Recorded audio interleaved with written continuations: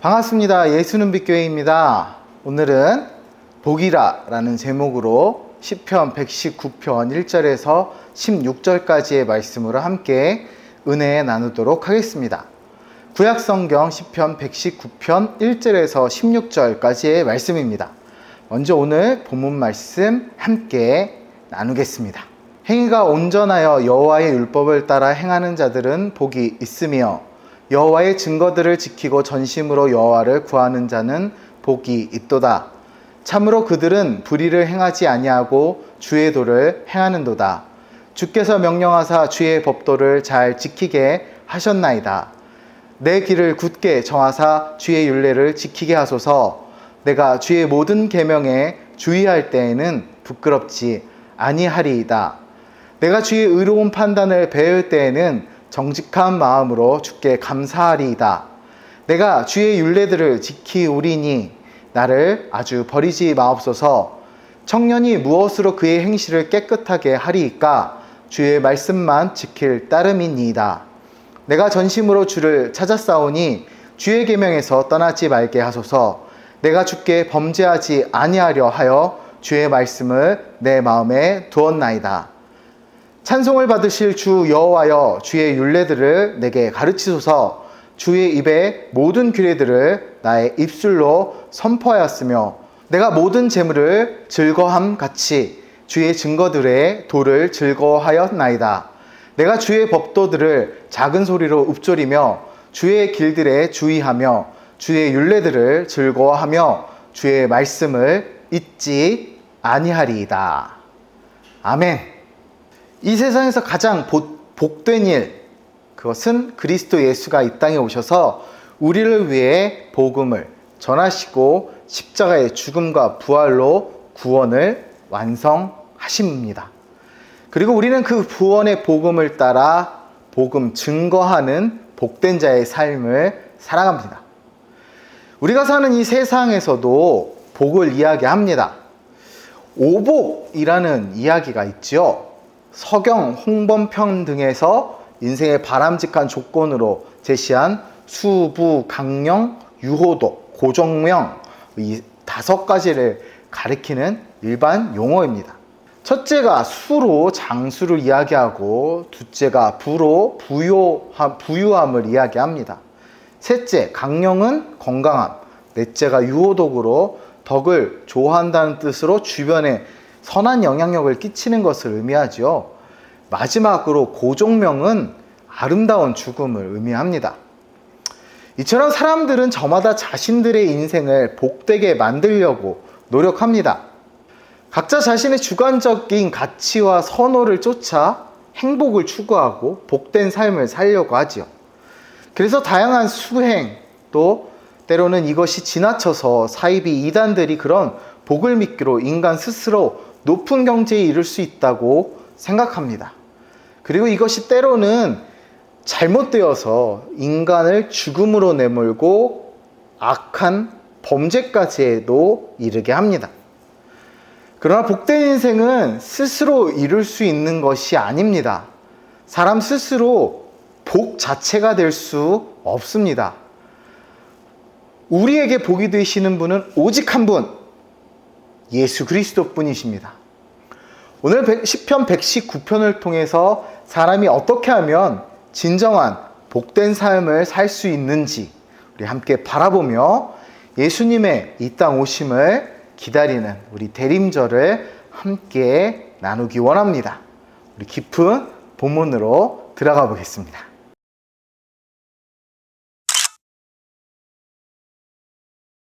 오늘 본문 시편 119편은 독일어 번역 성경에 이런 부제가 달려 있습니다. 하나님의 말씀에 대한 찬양과 사랑 및 그 말씀의 능력과 활용에 관한 그리스도인의 황금 입문서. 성경의 정중앙에 있고 또 가장 긴 분량으로 쓰여져 있는 시편으로서 하나님의 말씀을 주제로 하고 또 하나님의 말씀에 대한 뜨거운 열정이 잘 표출되어 있는 시입니다. 또 시편의 분류상 지혜시에 속한 시이지요. 특히 시편 119편의 핵심 주제인 하나님의 말씀을 지칭하는 표현을 시인은 여러 개의 용어를 빌어 사용합니다. 이를 살펴보면 시편 119편 전체를 보면 법도, 율례, 계명, 말씀, 규례, 또 말씀, 증거 등 여러 가지 각각 다른 원어로 쓰여져 있습니다. 물론 이러한 단어들을 특정한 규칙이나 규정 등의 의미로만 사용한 것은 아닙니다. 시편 119편을 통해 하나님의 말씀에 순종하는 것, 바로 이것을 이야기하고자 이 시편의 시인은 하는 것이죠. 목적하고 있는 것이죠. 모든 말씀에서는 1절이 굉장히 중요하지요. 우리 1절로 가봅니다.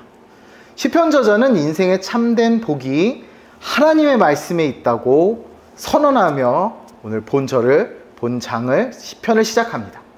우리가 여기서 구별하고 기억해야 하는 것이 있습니다. 바로 인간이 생각하는 복과 하나님이 주시는 복은 서로 다르다는 것이죠. 1절에 나타나는 첫 번째 단어는 복이 있으며에 해당하는 에시레입니다. 이 단어는 한글 개역 성경에서는 보통 복으로 번역되는 에세르의 복수형, 이 뜻은 곧다, 똑바로 가다라는 1차적인 의미에서 조금 더 파생되어 번영하다, 성공하다라는 의미를 갖는 단어입니다. 그렇기 때문에 원어적 의미를 볼 때는 그 복수형인 에시레는 바른 길을 걸어감으로써 인하여 누리게 되는 번영과 그리고 선한 영향력의 삶 그 자체를 나타낸 것이라고 할 수 있습니다. 곧 이러한 에세르가 지닌 의미는 성경이 말하는 복의 평가 기준이 무엇인지를 선명하게 보여주지요. 바로 사람이 누리는 어떤 결과, 우리 흔히 얘기하는 성공에만 집중되어 있지 않다는 것입니다. 또는 과정에만 집중되는 것도 아니라는 것입니다. 성경이 말씀하시는 복은 사람이 바른 과정을 밟으며 바른 길을 걸음으로 인해 선한 영향력을 나타냄과 번영에 이르는 것 전체를 포괄하는 것임을 우리가 기억해야 합니다. 곧 과정도 선해야 되고 그 결과도 선해야 한다는 것이죠. 여기서 기억해야 될 것은 내가 죽기 전에 예수님을 믿고 죽으면 천국 갈 수 있다 생각하여 난 산날 동안 그냥 내 맘대로 살 거야. 이것이 잘못됐다는 것이죠. 우리의 삶의 여정도 선해야 된다는 것입니다. 자, 이제 2절로 갑니다. 사람은 하나님의 말씀으로 지음 받았기 때문에 하나님의 말씀에 따라 살아가면 가장 복된 인생이 되는 것입니다. 하나님의 말씀에 따라 살면서 전심으로 하나님을 구하는 인생이 진정한 복된 인생입니다.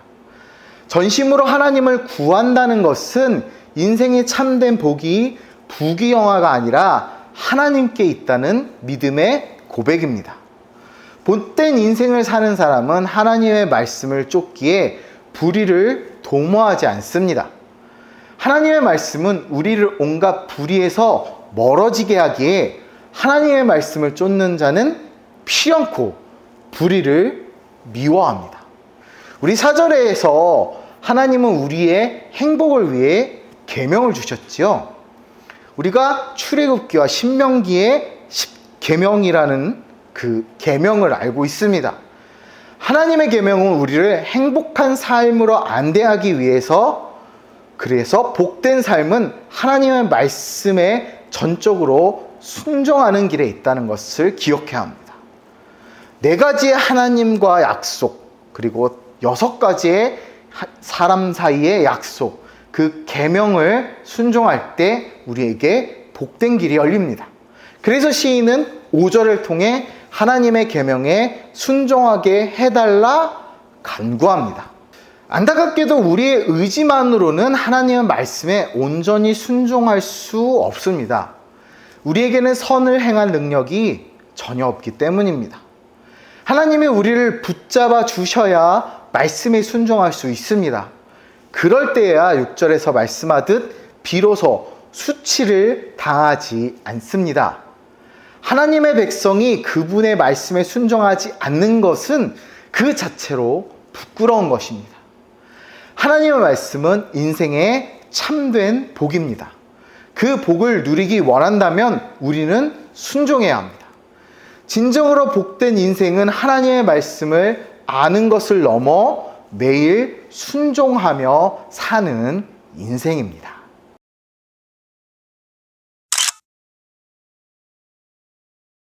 시편 저자는 하나님의 말씀을 자신의 삶의 복으로 삼기 위해 부지런히 말씀을 연구하고 배웠습니다. 말씀을 알아야 하나님을 제대로 섬길 수 있습니다.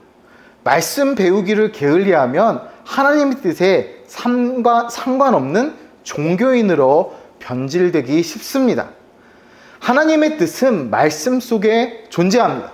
그렇게 말씀을 읽고 듣고 묵상하고 되새기며 하나님의 깊은 뜻을 알기 위해 우리는 힘써야 합니다.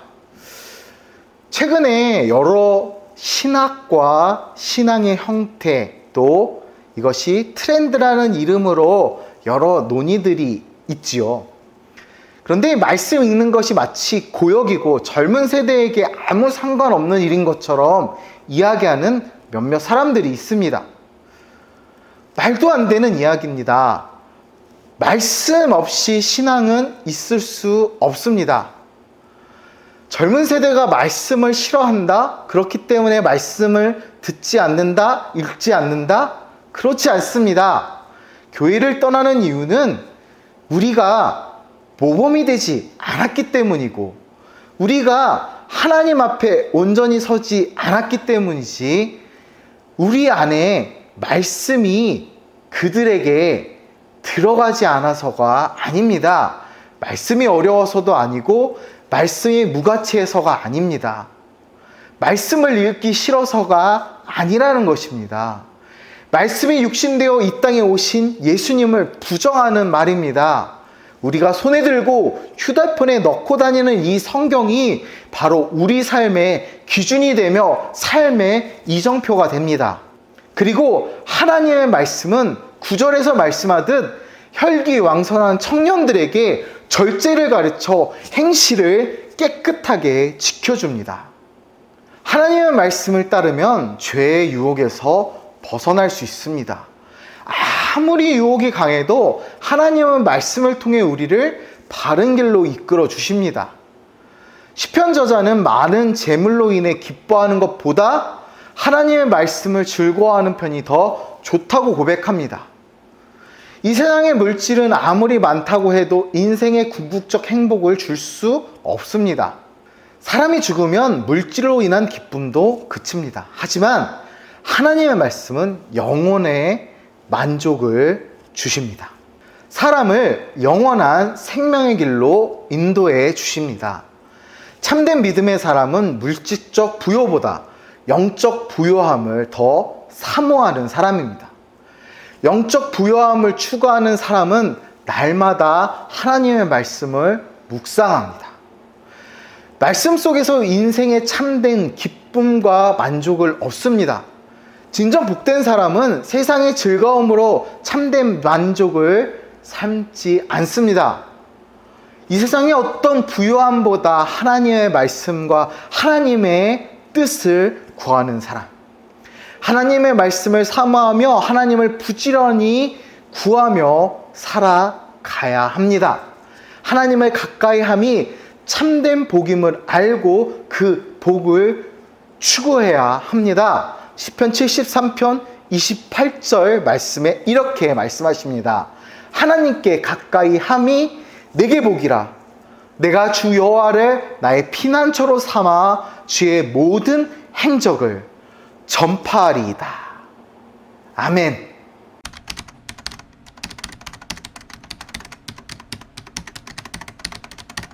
이 세상에는 무엇이든 그에 합당한 원칙이 있고 기준이 있게 마련입니다.